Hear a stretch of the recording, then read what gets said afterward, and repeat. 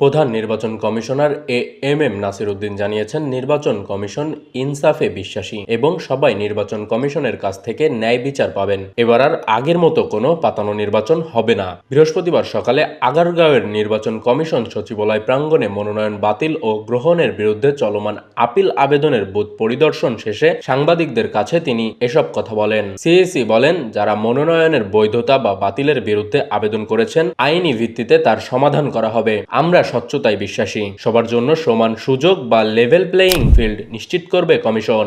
CEC আরও আশ্বস্ত করেন যে আপিল শুনানির পুরো প্রক্রিয়া অন্তত স্বচ্ছ হবে এবং প্রতিটি আবেদন পুঙ্খানুপুঙ্খভাবে যাচাই করে আইনি সিদ্ধান্ত দেওয়া হবে। সিইসি জানিয়েছে, আপিল আবেদনের চতুর্থ দিন চলছে বৃহস্পতিবার। সকাল থেকেই দেশের বিভিন্ন প্রান্ত থেকে সংক্ষুব্ধ আবেদনকারীরা ইসিতে আসছেন। মনোনয়ন ফিরে পেতে কিংবা প্রতিদ্বন্দ্বী প্রার্থীর বৈধতার বিরুদ্ধে তারা আবেদন জমা দিচ্ছেন।